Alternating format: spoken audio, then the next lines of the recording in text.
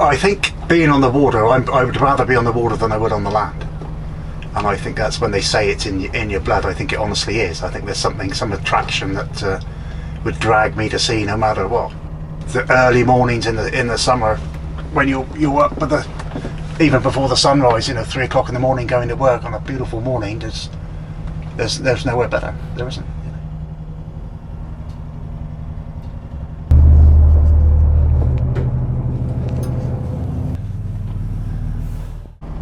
My family were always on the water, either fishermen, boatmen, pilots.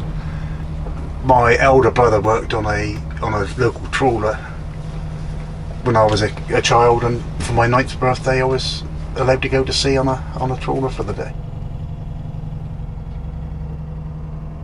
And that goes across the farm.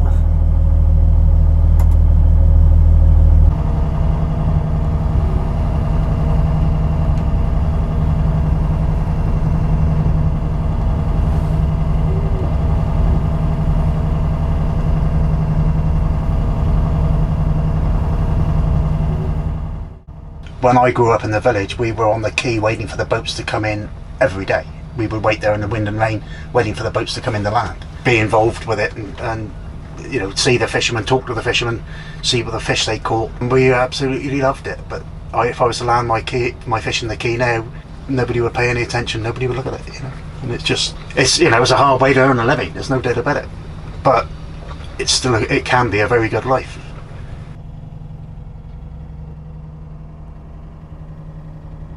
The political pressure and the safety groups that are involved in the fishing industry now, it's absolutely huge. It's a huge amount of pressure on fishermen.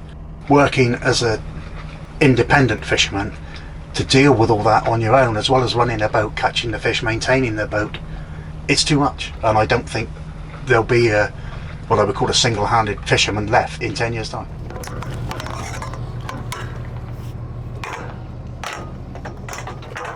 They used to call me Old Seadog because I was one of the youngest fishermen in the port. Now I'm the second oldest. I was just always at sea, and that's what I've always done.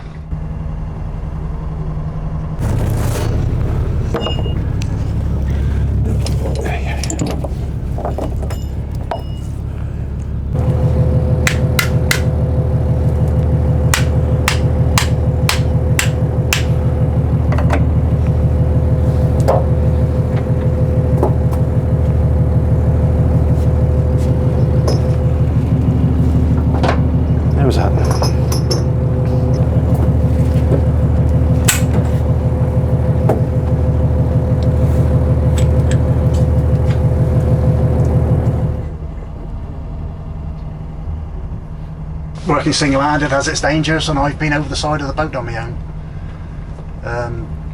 When you go to sea on a nice calm, crisp morning, for your 7th or 8th day on the trot, you make a stupid mistake. When you end up in resus in hospital, you know you've made a bad mistake. But I shouldn't be here now because of the situation I was in. Being towed to the English Channel, I was actually in the net behind the boat going along at 4.5 knots. Water temperature was 6 degrees, life expectancy is 10-15 minutes, if you're not expending energy. I was fighting like a dog. I said my goodbyes to my family, said goodbyes to everybody. Admitted defeat, but somebody wasn't ready for me to go yet. I was given a hand from somewhere. And I had 2 things in my head. One is my daughter's first birthday, a photo of a baby in my head, and how good the honeysuckle smelt when I walked down the hill this morning. It gave me, I don't know, some sort of calmness. The boat moved, and I climbed up the net and got myself back aboard the boat. Called the Coast Guard, called my brother. Lifeboat came out. I ended up in an inshore lifeboat, hypothermic, semi-conscious, organs shutting down, and on death's door basically. But they put me in a hot suit, warmed me up, and eventually I survived it. And that will live with me forever. Every day is different. The weather's different, the fishing's different, the problems you face are different, and it's never a smooth running day. You never know how the fishing's going to pan out, but it's a great place to be. Out on the water is a great place to be. To be, well, as we used to say, you used to be free. We want to keep the future alive and have something for the next generation that want to fish, and you've got to nurture it along, if you like, innit?